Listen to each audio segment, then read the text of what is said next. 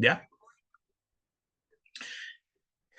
Queridos y queridas niñas, tengan todos muy buenas tardes, siendo hoy día martes 14 de abril, ahí sí, martes 14 de abril, clase de producción porcina, la mejor clase de siempre, ¿sí? Eh, Vamos a retomar nuevamente desde lo que vimos ayer. Recuerden que siempre empezamos con lo último que vimos ayer para ir reforzando las ideas. Para aquellas personas que pueden andar un poco perdidos, lo que estamos viendo ya es gestación, ¿ya?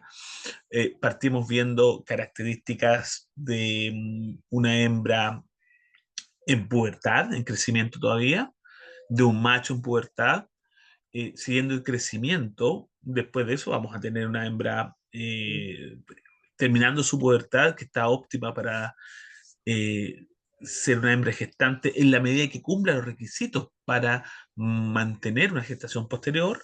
Eh, También en paralelo vimos las características del macho y el eyaculado, que eran situaciones que íbamos terminando el día de ayer.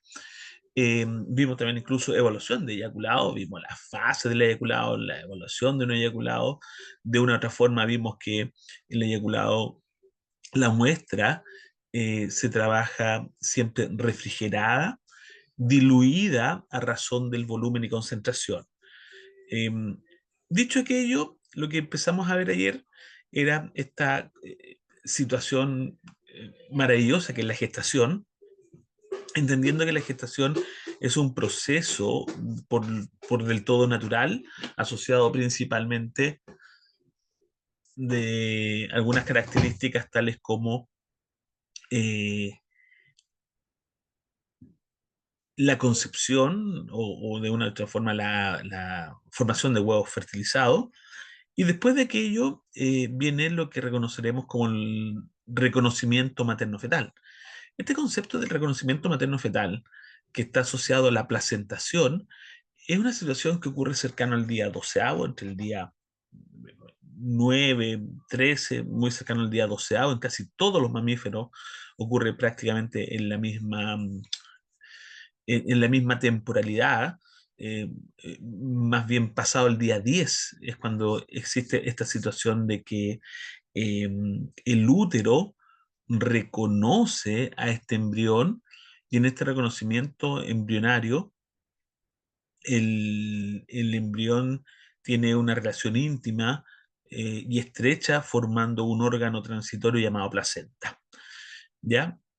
Por ahí es lo que habíamos visto ayer. Vamos a compartir pantalla, la misma clase ayer, más bien de una u otra forma, viendo las características de la gestación en cerda. ¿Ya? Fíjense que de una u otra forma, lo que nosotros hemos dicho que la gestación de la cerda dura cercano a los 114, 115 días, más o menos 2, 3 días. Eh, Hay modificaciones locales, cuando digo locales, tiene que ver con la anatomía, la morfoanatomía y funcionalidad reproductiva. Entonces hay cambios desde los labios vulvares, eh, las glándulas mamarias se desarrollan, lo que hablaremos de un desenvolvimiento gravídico de las mamas o crecimiento de tetas, como ustedes quieran decirlo, no tengo ningún problema, ¿ya?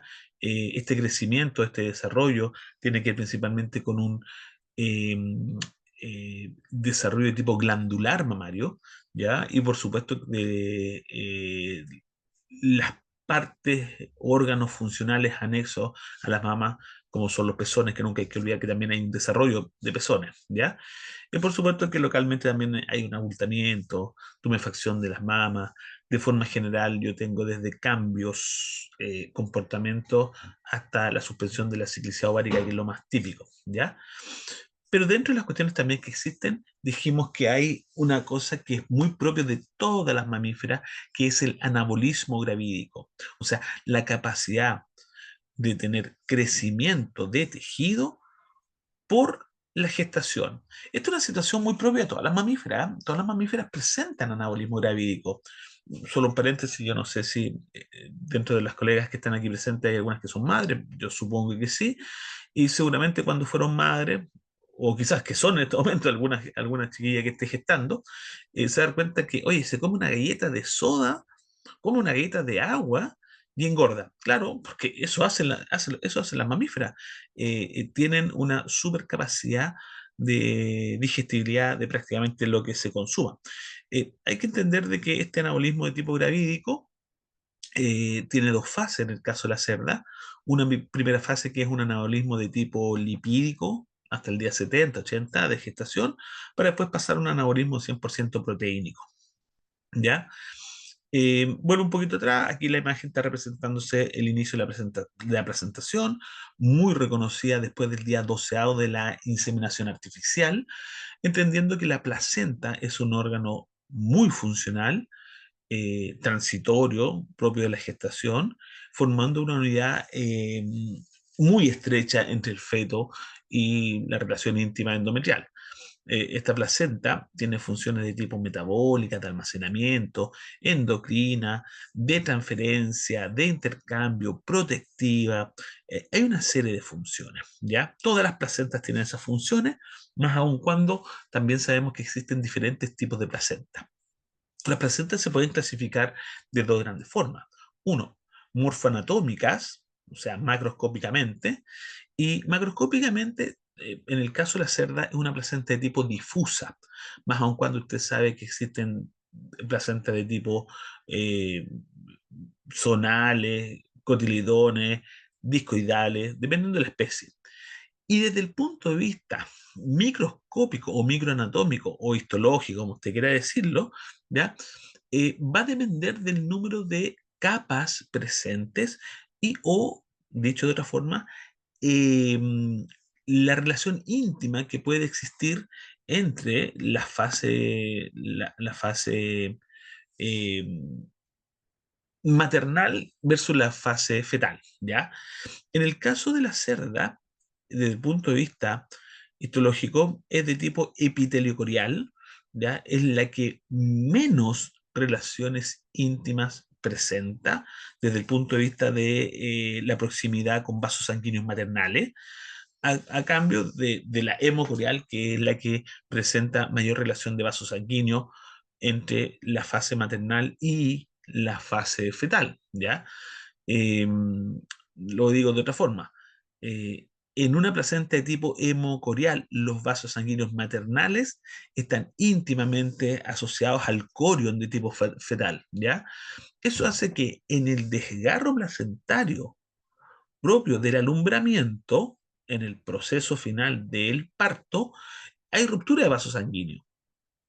Eso quiere decir que es relativamente normal y esperable la presencia de sangre en el alumbramiento en aquellas placentas que son de tipo hemocoriales, propios de las ratas, propios de los primates, ¿ya? Aquellas que son endoteliocoriales, donde también hay relación íntima con el endotelio corial, como dice su nombre, el endotelio de los vasos sanguíneos maternales, en el desgarro también puede haber sangre sin ningún problema, pero no es esperable que hayan rupturas de vasos sanguíneos cuando la placenta es de tipo mesocorial, que es propio de los rumiantes como las vacas, y menos de tipo epitelio corial como en el caso de la cerda.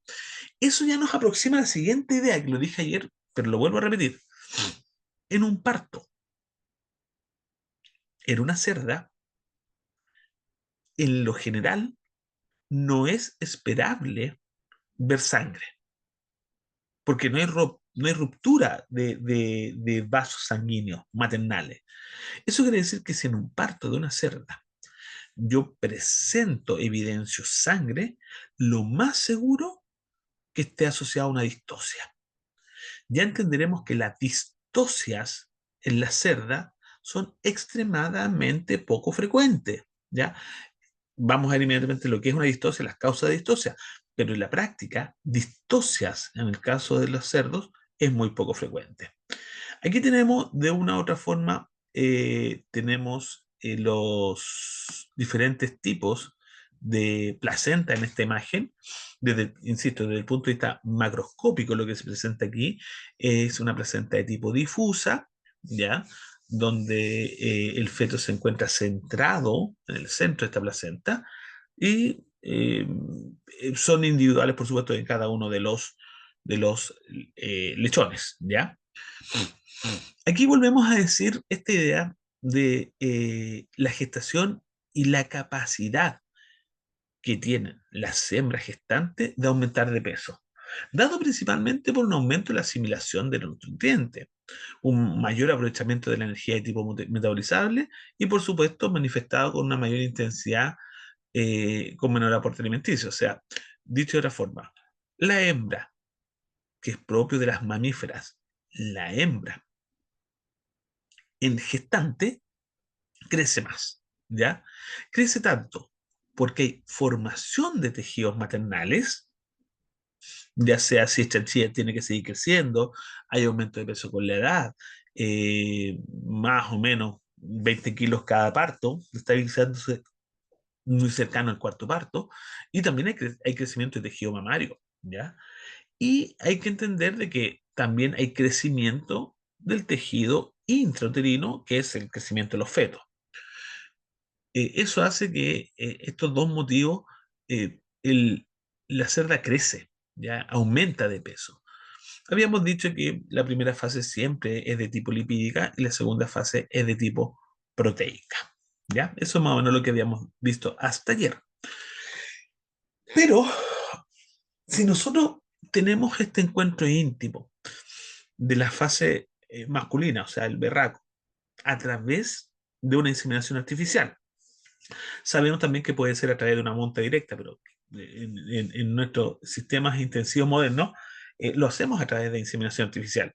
Entonces, si nosotros tenemos este encuentro íntimo de la fase masculina del berraco con una hembra en celo, lo más seguro que nosotros lo que tengamos es una hembra gestante, ¿ya? Eh, pero esta cosa que nosotros pensamos que es lo más seguro, ¿ya? Nosotros debemos confirmarlo, ¿ya? Eso hace que el diagnóstico de gestación es imprescindible en un sistema de gestión moderno, ¿ya? Y tiene principalmente dos grandes objetivos. Uno, reconocer tempranamente a las hembras gestantes. Dos, reconocer algún tipo de problema que pueda presentarse en una hembra gestante o no gestante, ¿ya? Dicho aquello, dicho aquello, un diagnóstico de gestación, que vuelvo a insistir esta idea, si yo tengo el contacto íntimo con monta o inseminación artificial de una dosis espermática con una hembra en celo, siempre es esperable que esa hembra, siendo sana, por supuesto, esté preñada. Y pongo este refuerzo de idea, eso para cualquier especie, pues, queridos colegas, para cualquier especie. Voy a decir una cosa más o menos frecuente. Siendo yo médico veterinario, además de que trabajo principalmente en una comuna rural, periférica de Concepción, yo trabajo en la comuna de Florida, en Biobío, ¿sí? Florida, Biobío. Para los que no sepan, hay una comuna que se llama Florida en la región del Biobío, que no es la Florida, que es la región metropolitana. En la región Florida, Biobío, trabajo yo como médico veterinario, y muchas veces me preguntan, doctor, ¿sabe qué? Mi perrita eh, se cruzó con un perro. Ya le digo yo, supongo que está en celo. Sí, está en celo. ¿Se cruzó con el perro? Sí, se cruzó con el perro. Y la pregunta es, ¿estará preñada? Entendiendo esta situación de la biología básica. La respuesta es muy simple. Lo más seguro que sí. Es que lo más seguro que sí. Pero eso es lo que uno esperaría desde el punto de vista biológico. Pero desde el punto de vista real y práctico, funcional, sobre todo en un sistema de producción, lo que nosotros debemos hacer es un diagnóstico gestacional. Y un diagnóstico gestacional, queridos colegas, por favor, tiene principios o criterios básicos que deben cumplir, sin importar al día de hoy la tecnología presente. Porque, ojo, la tecnología puede variar, pero los principios y criterios básicos no son variables, no son negociables. ¿Qué criterios básicos debe tener cualquier diagnóstico gestacional? Y esto es aplicable, por favor, queridos colegas, a todas las especies, a todas. Criterio básico. Uno, debe ser precoz. Cuando nosotros decimos precoz, que debe dar respuesta gestacional en el menor tiempo gestacional posible. O sea, ojalá, de una u otra forma, lo más cercano a la concepción. Eso es precocidad. Segundo, debe ser confiable. Confiable significa que el resultado entregado debe tener un alto porcentaje de precisión y exactitud. Debe ser preciso y exacto. ¿Ya?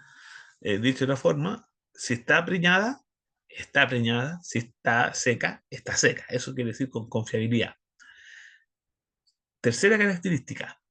Cualquier diagnóstico gestacional debe ser económico, más aun cuando estamos en un sistema productivo donde el diagnóstico de gestación se realiza muchas veces al día sobre muchas hembras. Entonces, debe ser un modelo económico. Cuarto, debe ser un sistema sencillo. El monitoreo de la gestación, en lo posible, debe ser practicado por una persona con instrucciones básicas a medias. Eso hace que la aplicación del diagnóstico gestacional debe ser sencillo. Y como última característica, debe ser rápido y al mismo tiempo inocuo para la gestación.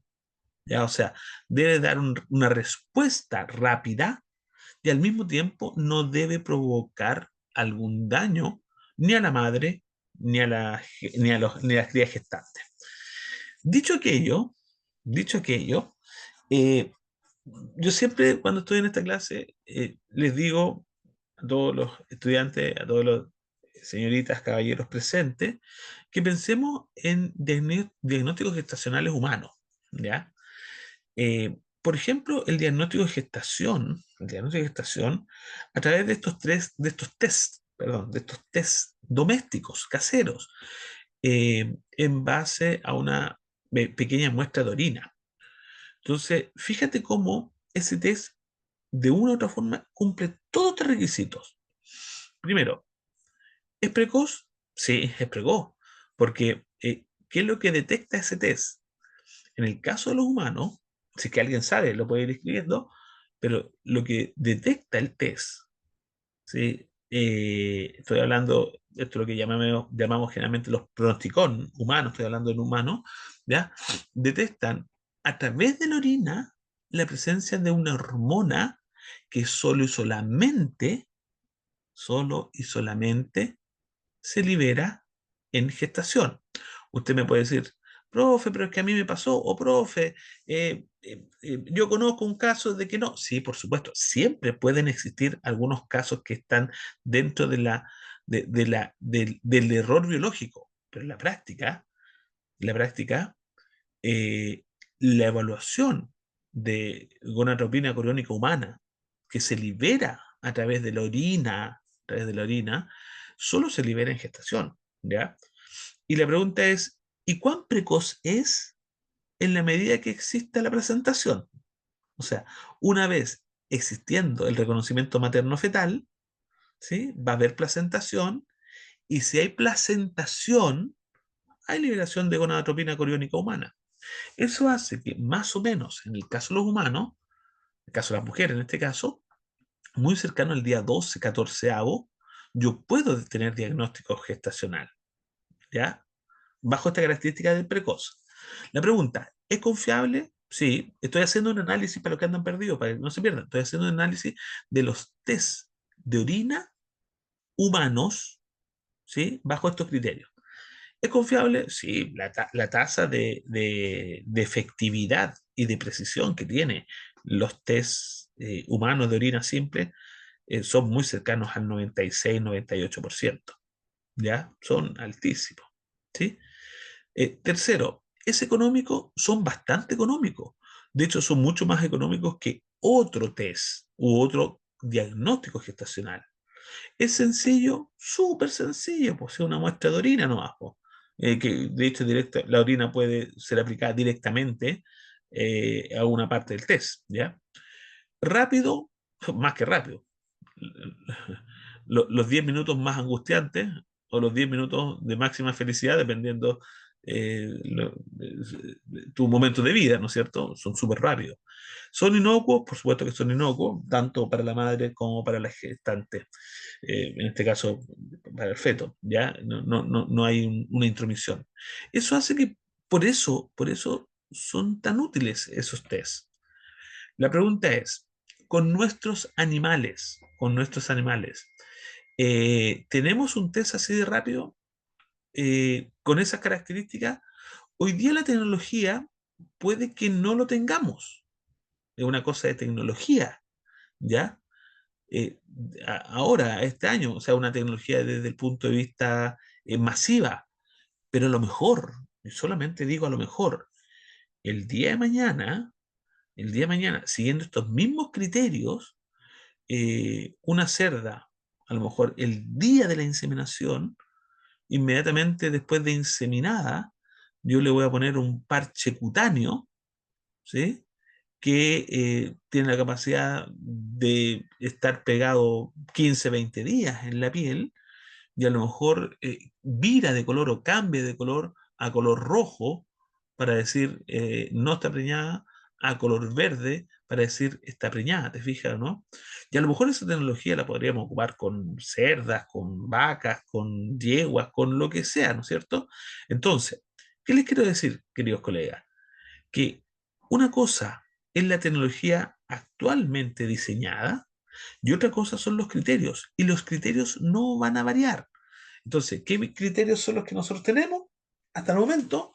Es que sea precoz desde el punto de vista de la edad gestacional, de que sea confiable, o sea, exactitud y precisión, que sea económico, o sea, pueda practicarse masivamente en modelos productivos masivos, industriales.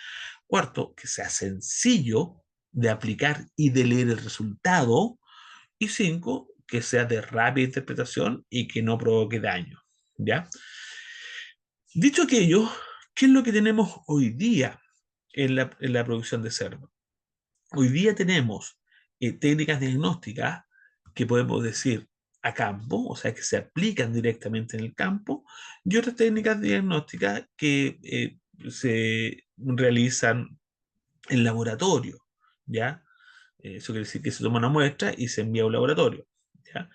Eh, Dicho aquello, las principales modelos de utilización como diagnósticos gestacionales, tengo, por ejemplo, en terreno eh, el retorno o no retorno al celo, ¿ya? Muy utilizado. Desde el punto de vista precoz, yo puedo tener un retorno o no retorno al celo inmediatamente en el celo siguiente, o sea, a los 21 días, ¿ya? Es confiable, no, tiene una efectividad de solo un 68%, ¿ya? Puede estar asociado a alteraciones como quistes ováricos o muestres embrionarias y pueden inducir a mucho error. Hay que entender de que necesito siempre un berraco para reconocer el 100% de los gestos. eh, Tienen una efectividad a partir del día 21.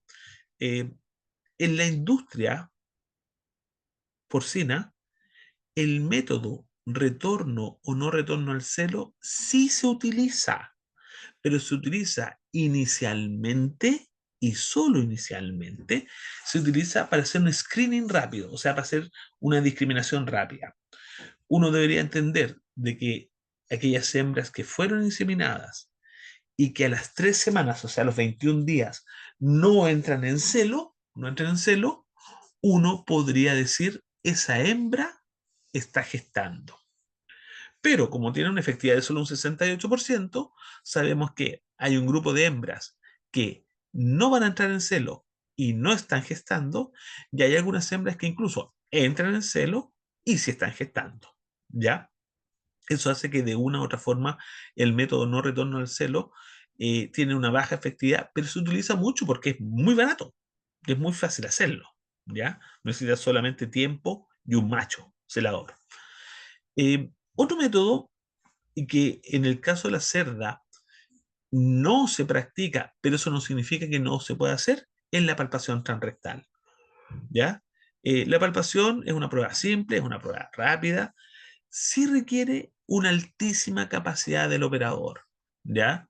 Eso hace que un operador debe estar altamente capacitado para hacer una palpación transrectal y generar positividad o negatividad a la gestación. Eh, la gestación se ha visto más o menos positiva al día 28º, donde los cambios que pueden ser eh,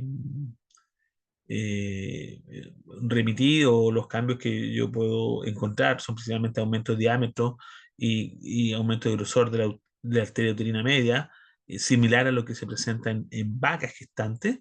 Y por supuesto que el útero es un poco difícil encontrarlo, principalmente por las distancias. O sea, recuerden que el útero de una hembra, sobre todo una hembra gestante, cada cuerno puede estar midiendo entre 70 hasta 100 centímetros, o sea, 1 metro, 1,10 m, incluso una hembra grande. Eso hace que, desde el punto de vista de la relación del brazo del palpador, no te da, no hay un brazo tan largo que alcance a palpar, probablemente tal. El otro problema que tiene es que la hembra, la cerda, sobre todo en chanchillas o hembras nuevas, pueden ser extremadamente estrechas desde el punto de vista anorrectal, y eso hace que es muy, muy difícil esa palpación. Eso quiere decir que la palpación rectal, aun cuando está descrita, es una práctica que no se realiza en cerdas, ¿ya? Eh, en terreno, sí se utiliza la técnica del ultrasonido. Y en la técnica del ultrasonido se ocupan dos equipos diferentes, o se pueden ocupar dos equipos diferentes. Uno, se puede ocupar el sonógrafo. Dos, se puede ocupar el ecógrafo. Desde el punto de vista teórico, tanto el sonógrafo como el ecógrafo utilizan la teoría del ultrasonido y el efecto Doppler. La diferencia es que en un sonógrafo, el emisor y receptor de la onda sonográfica, o la onda de sonido o ruido, ¿ya? Eh, emitido a través del efecto Doppler, es a través de una resistencia acústica que emite el sonido y al mismo tiempo es un receptor. Entendiendo que si choca con un órgano de gran tamaño, el sonógrafo va a entender que ese órgano de gran tamaño es el útero, ¿ya? En la práctica, el sonógrafo es muy utilizado. Puede tener diagnóstico gestacional entre el día 25 y 30. Es rápido, es sencillo, es difícilmente reinterpretable. Dicho de otra forma, la precisión es alta. Funciona. Después le muestro unas imágenes del sonógrafo. Eh, la máquina solo emite un ruido tipo chicharra o tipo alarma que dice, sí, encontré una masa. Eso, así se interpreta ese ruido. Y cuando digo, sí, encontré una masa, yo digo, sí, hay un aumento de volumen de un órgano, en este caso es el útero, ¿ya? La diferencia con un ecógrafo es que el ecógrafo, ocupando el mismo principio, todos sabemos que principalmente en la excitación de piezos eléctricos de cuarzo, pero en la práctica genera un efecto Doppler, pero la gran diferencia es que el equipo llamado ecógrafo tiene un computador y tiene una pantalla que interpreta en una imagen, o sea, el computador crea una imagen de lo que se presentó bajo este efecto Doppler, ¿ya? Eh, haciendo diferencia de densidades a través de una diferenciación de colores en escalas de grises principalmente entre los líquidos, los músculos, los órganos, las paredes, ¿ya? Se ocupa a partir del día 25-30, con máxima seguridad a partir del día 35. Se sabe que el diagnóstico negativo es de gran exactitud, eso quiere decir de que la positividad es alta también, sin ningún problema, pero el gran problema que tiene el ecógrafo es que tú necesitas una persona altamente capacitada para interpretar esa imagen creada por el computador. ¿Ya? Y esa es la gran diferencia. O sea, aquellas personas, quizás los aquí presentes, que han visto a lo mejor un ecógrafo, una imagen ecográfica, no entienden nada. ¿Ya? Y principalmente porque necesita una alta capacitación. Eh, Otra forma de hacer diagnóstico gestacional es a través del laboratorio. ¿Ya? Por ejemplo, un radioinmunoanálisis, el RIA. El RIA o radioinmunoanálisis principalmente es a través de determinaciones de perfiles hormonales. Tú puedes medir progesterona y puedes medir estrógeno, ¿ya? La progesterona es quizás de todos los diagnósticos gestacionales es la de más alta efectividad, tanto en negatividad como en positividad, ¿ya? eh, las hembras gestantes van a tener niveles de progesterona por sobre los 20-25 nanogramos por ml. Eso hace que altamente positiva. Y si no tiene esos niveles, es altamente negativa. No solo es la más efectiva, sino es que de todas las modelos de diagnóstico gestacional, es el más precoz de todo. Pero ¿cuál es el problema? El problema es que las determinaciones hormonales no son económicas, de una otra forma tampoco es sencillo, porque requiero primero tomar una muestra de sangre y esta muestra de sangre debo enviarla a un laboratorio. Eso hace que la respuesta tampoco sea rápida. Desde la toma de muestra hasta el resultado pueden pasar entre 48 y 72 horas, ¿ya?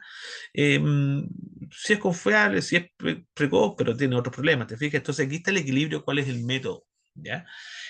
Orina también se puede medir, pero tú puedes medir estrógeno en orina con un 90% de efectividad, ¿ya? El problema, primero, es la toma de muestra, o sea, tú tienes que esperar que la cerda orine, y eso puede ser varios minutos, incluso varias horas, y uno podría decir, bueno, entonces, ¿por qué no le administramos un diurético para que orine? Pero ya empezaste a complicar el diagnóstico gestacional, ¿te fijas o no?